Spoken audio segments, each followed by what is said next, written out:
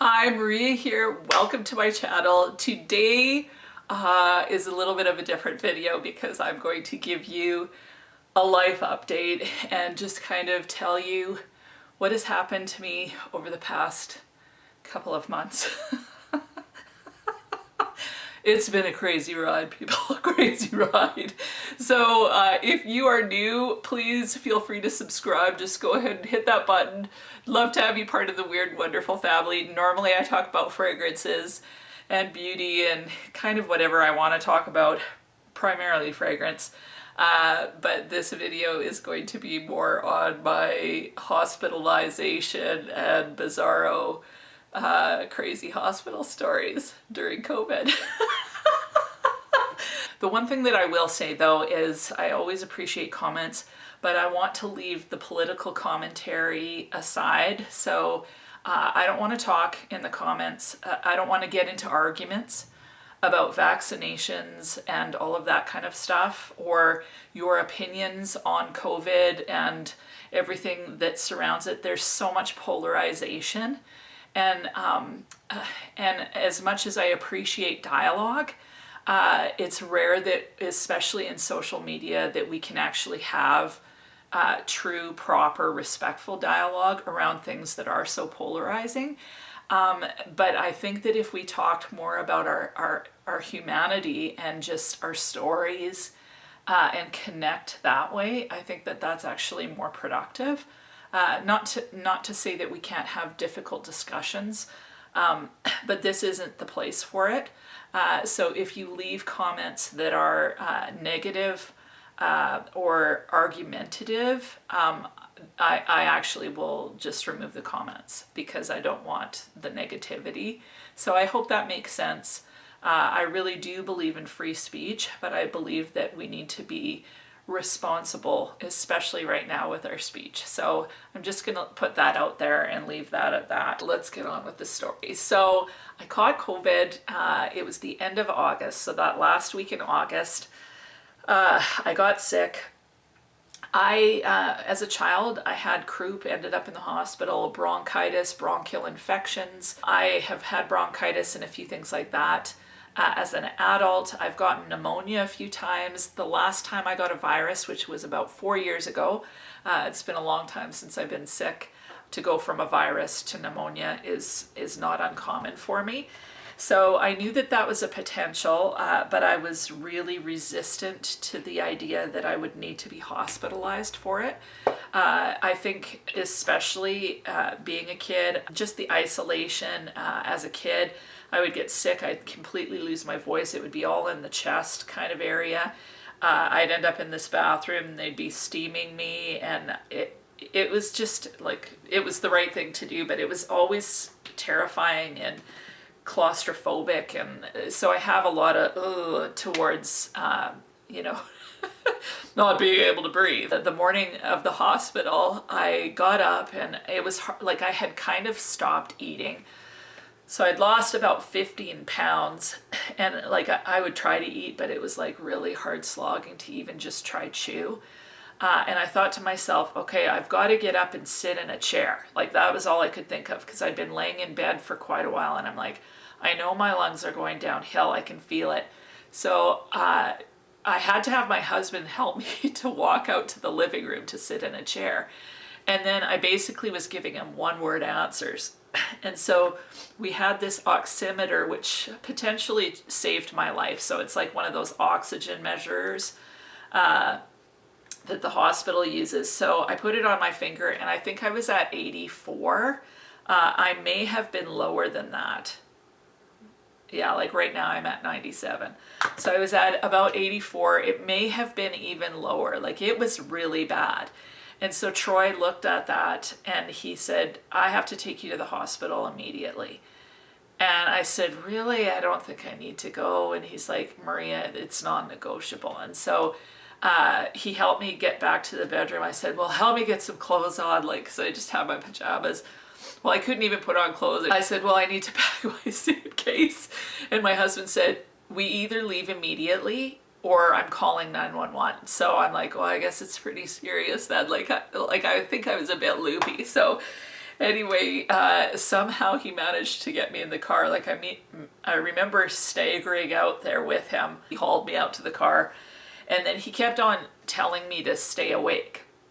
So he was like, Maria, you got to stay awake. And I was awake. I could hear him talking, but I literally couldn't keep my eyes open because the movement for some reason was just too much. And so I closed my eyes and I was slumped like this because, well, that's all I could do. That was it. And so while my eyes were closed, I must have been hallucinating or something. But every time I closed, like, I'd try to open my eyes up, and I wanted to talk to him, but I actually couldn't at that point. Like, I couldn't. I think I said, I'm awake, I just can't open my eyes.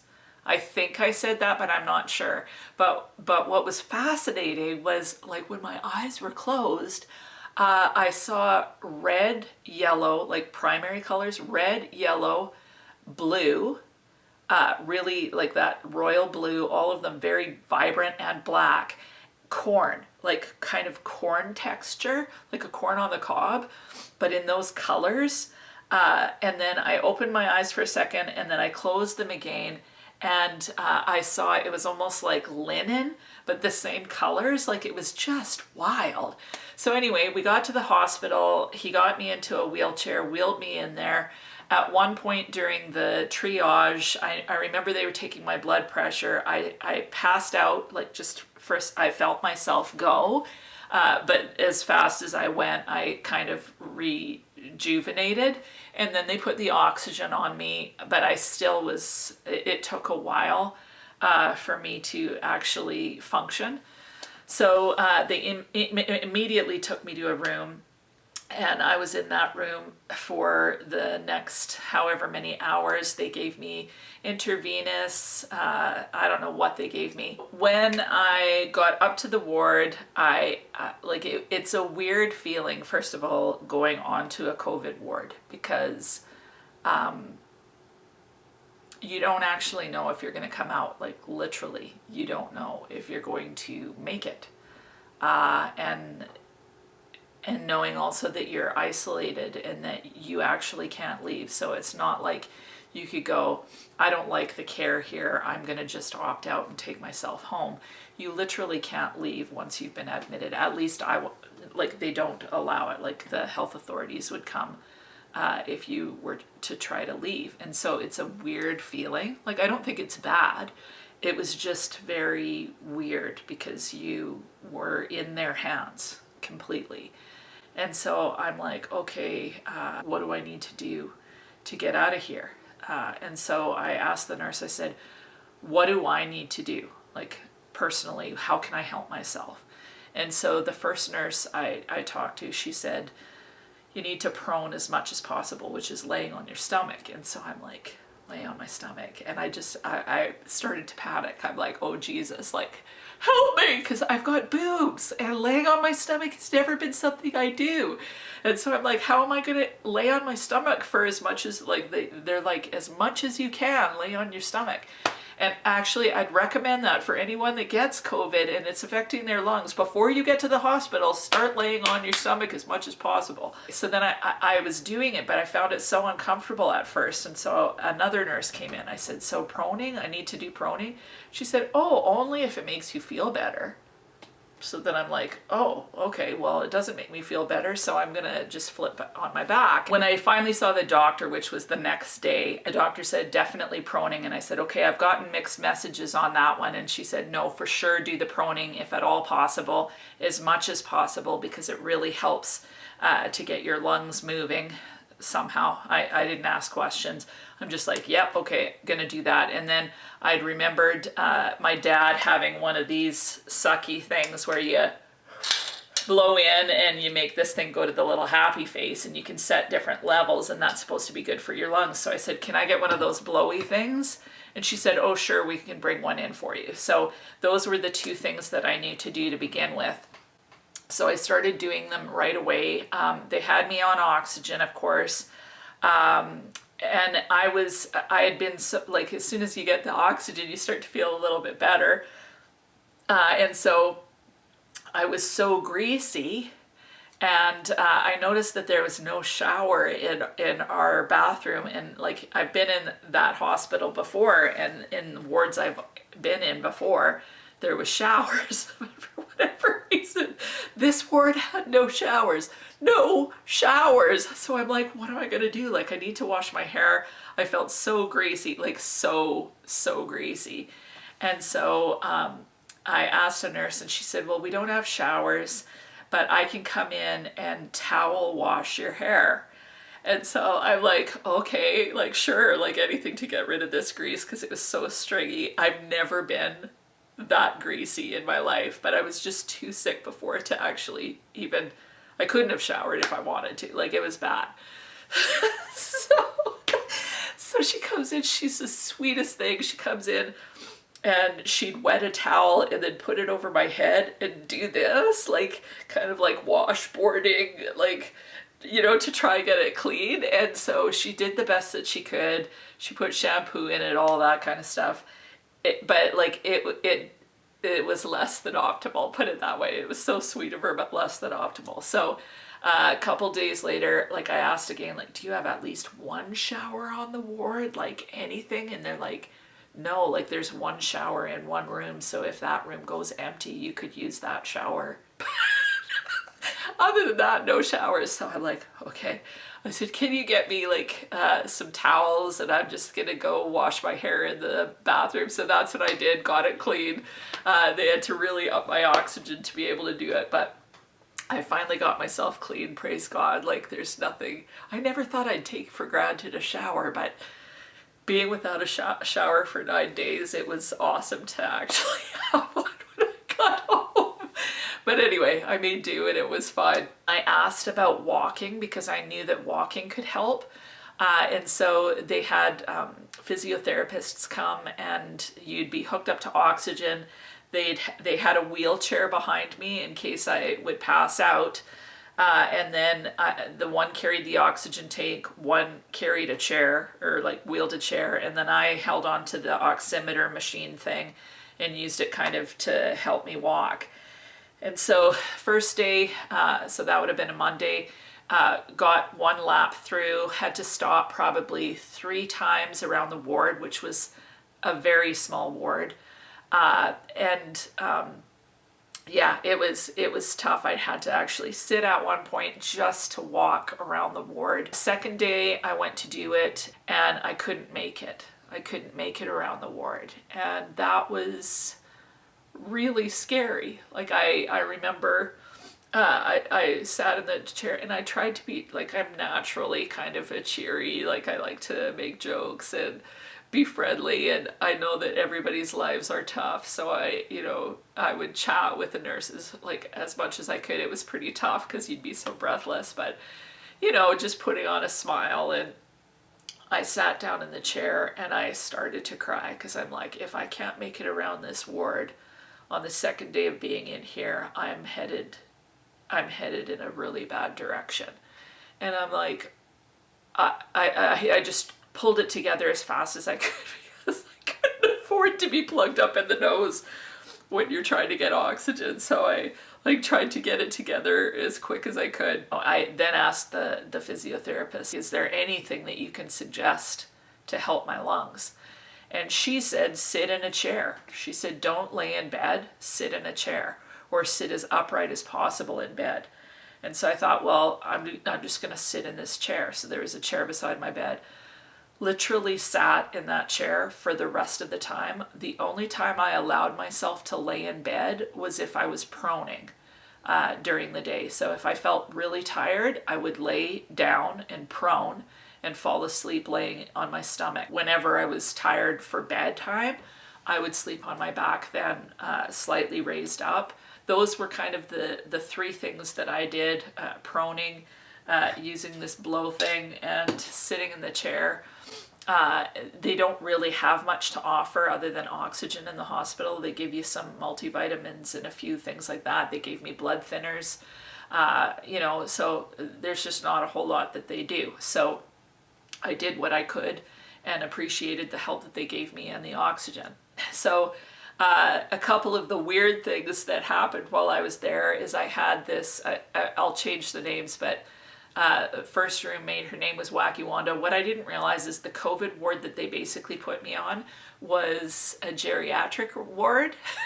So like, there's an old man and he's like, "Where's my knife?" Like, and he'd holler so loud, like this, all day, all night. Like, so that I had that going on. I had Wacky Wanda in the bed beside me, and she's like, "I want some effing toast!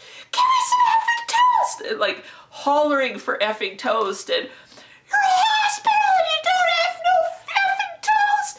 So like that was going on, and she was like so mad at all the nurses and telling the nurses like, "Get me out of here, I shouldn't be here." And you know, I'd kind of redirect her and ask her about her life, and she'd calm down. But as soon as a health person would come in, she'd freak out again. And so there was a lot of hollering and a lot of F-bombs going on in my room.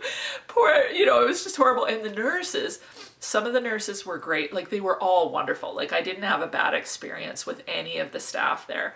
But like the nurses, their buttons would get pressed by F-bomb Sally. Like, she just, holy moly, F-bomb Sally. Like, yeah, Wacky Wanda, no. F-bomb Sally, yes. She just swore so much. And so, like, the nurses would just get mad, and they'd snip back at her. The one day, like, she needed insulin, and she's like, "I don't need no insulin. I never needed insulin at home." And so then the nurse was mad. She was a younger girl. She got mad and she said, "So you're rejecting your insulin for today?"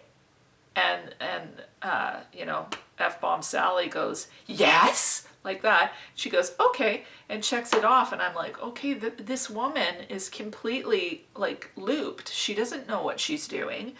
Now I realize you can't force her to take it, but you know, so there was, she definitely didn't get treated the same way I did because she was so mad and so angry, except for this one amazing nurse, and his name was Brian, and that's his real name, and I'm saying it because he was so amazing.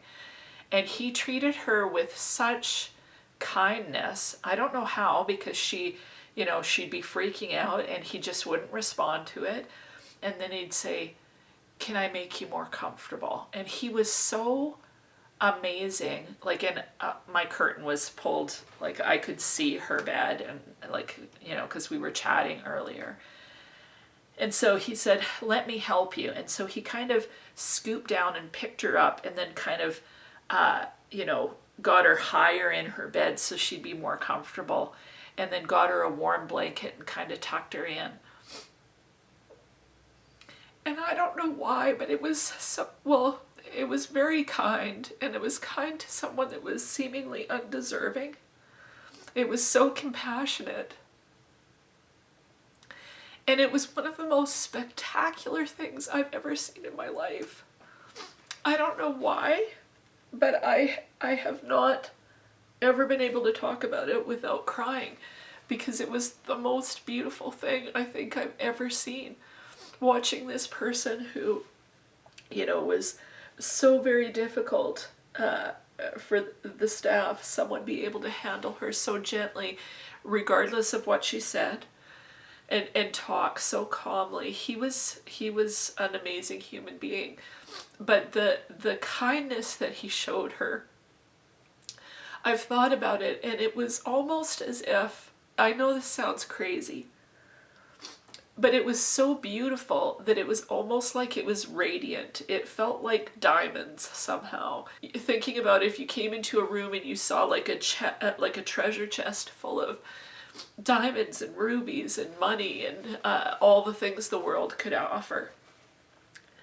And like light was gleaming on it, you know, you see in the movies, and it's like, or even thinking about something beautiful that you see in nature, like Niagara Falls, or you know, something spectacular. This was more stunningly beautiful than anything that I had ever seen. I don't know why, but it was just breathtaking. It was breathtaking to watch. I felt like I got to see something in life that nobody else gets to see. Except for maybe God.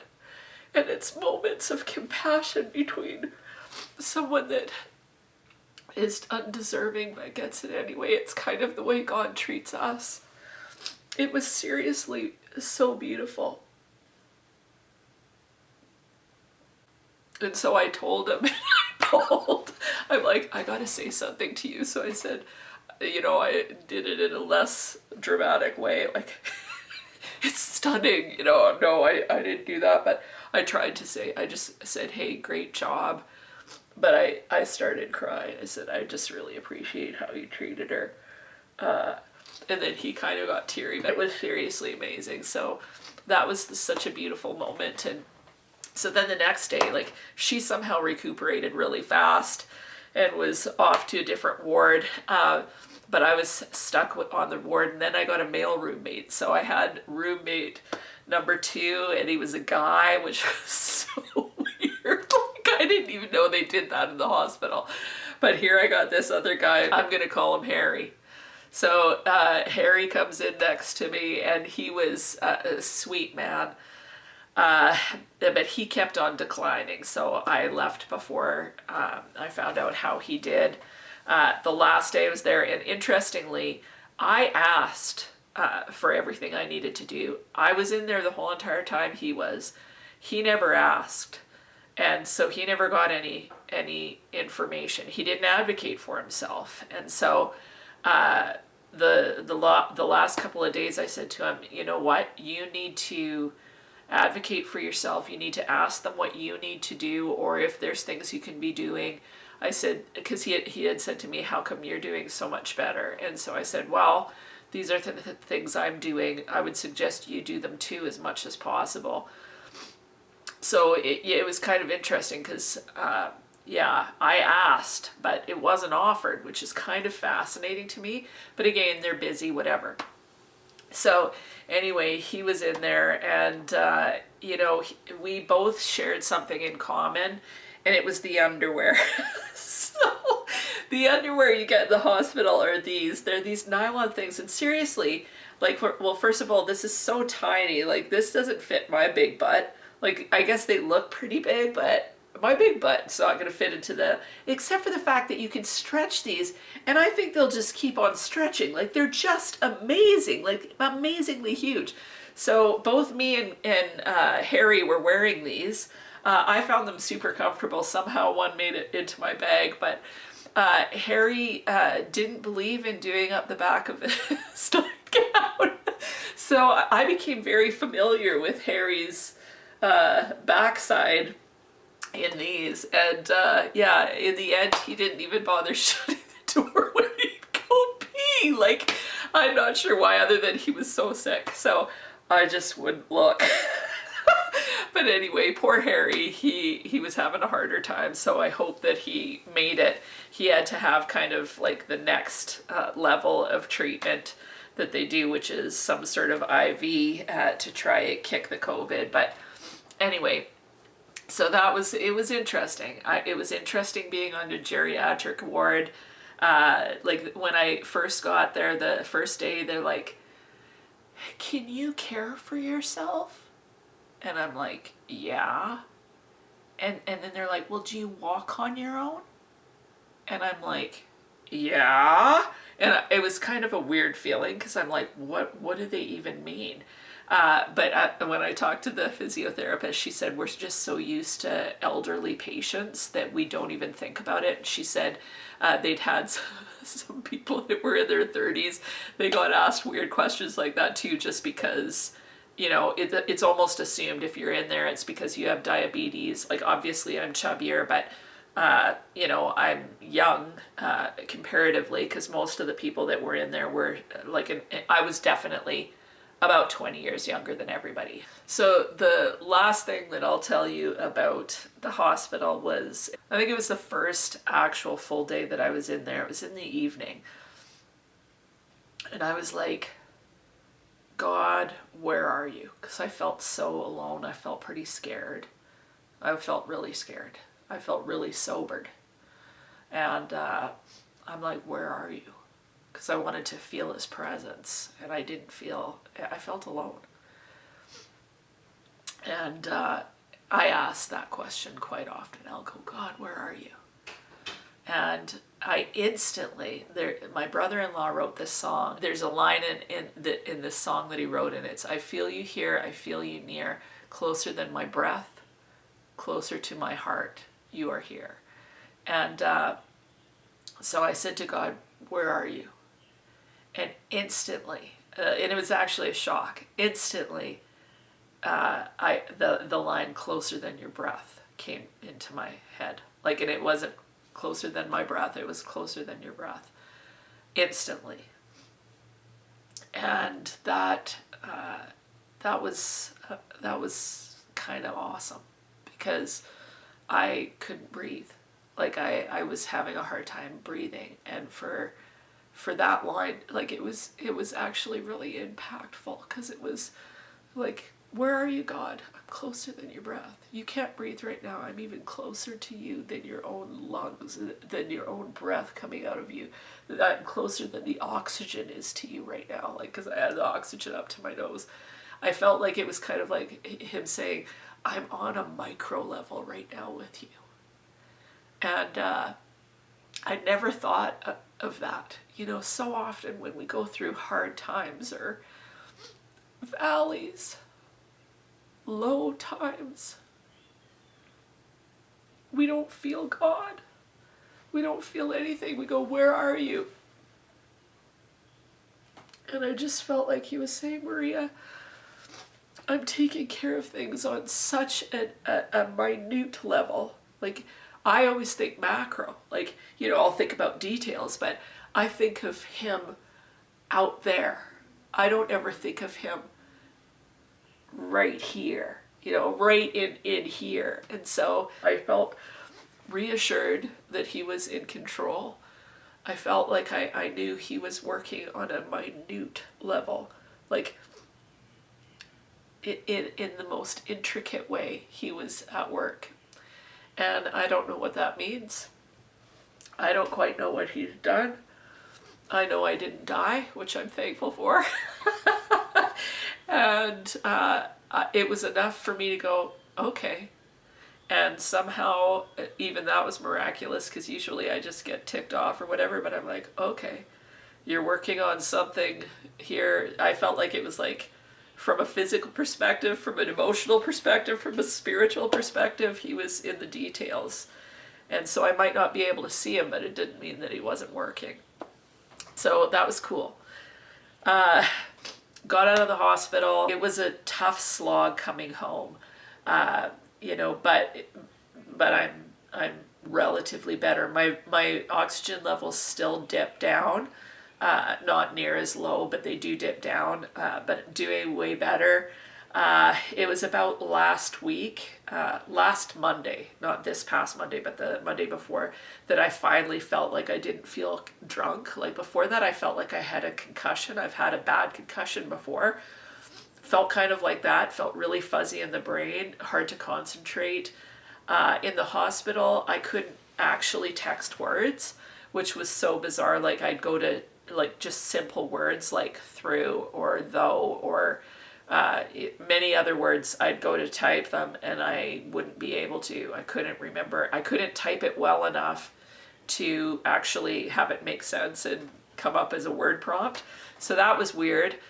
But again, it could be due to the lack of oxygen. It could be COVID brain, who knows. Felt really fuzzy when I got home. Same thing. Also, I had weird jerky movements in my hands.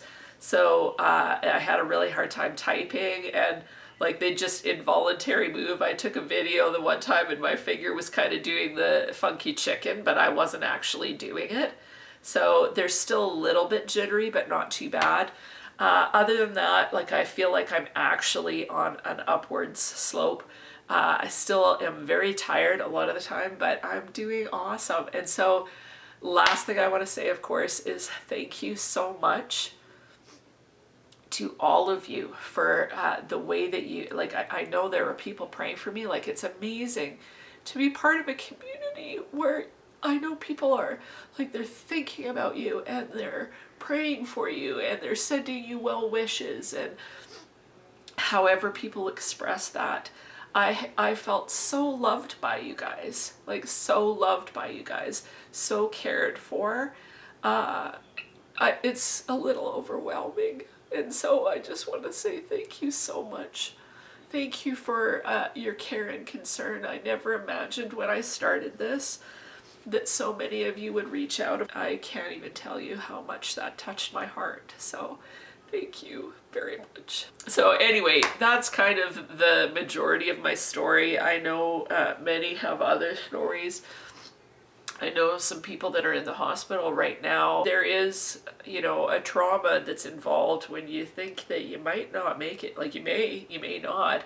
And I think too, with so much of the swirling stories that we hear, that, you know, there's so much fear around it that just compounds the anxiety. So anyway, I'm here to tell you that I am here, and I know that lots of you have loved ones that have really had a hard time. Some of you have reached out to me about that. Talked about the fact that it's been a difficult journey, that you've lost spouses or siblings or friends to COVID, or the complications of COVID. And that's the thing, like, COVID is a flu. Some people it's really easy, and then for some they have major complications. And so I just want to say to you that I feel that pain to a certain degree. All we can do is hold each other up as a community and pray for one another and love on one another. And I hope that you guys feel free to do that with one another, even in the comment section.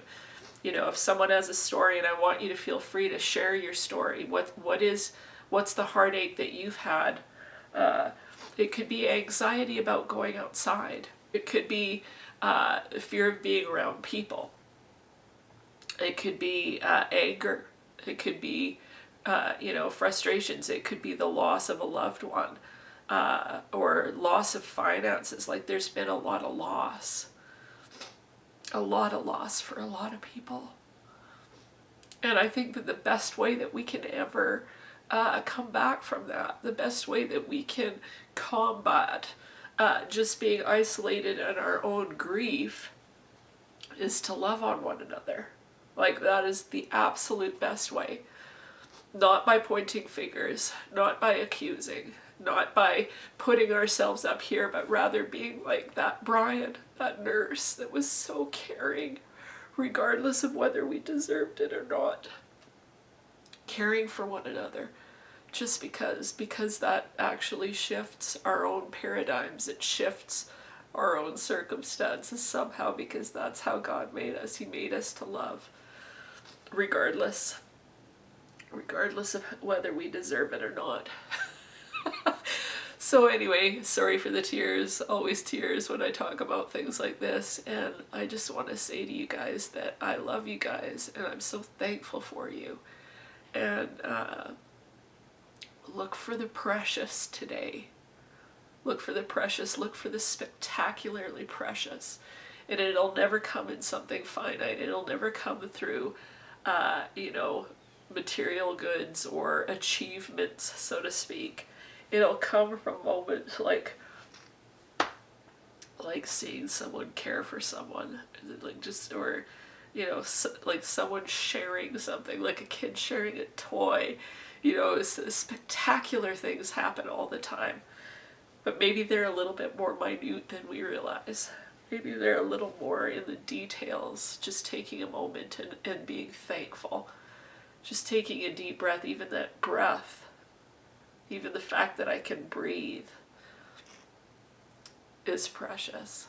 So anyway, that's my story. I'm so happy to be back. I don't know if I'll have videos coming out consistently yet, because I'm just, you know, kind of getting back on my feet. So, but just bear with me. I am so glad to be back. So anyway, that's it. Thank you so much for watching, and we'll talk to you soon.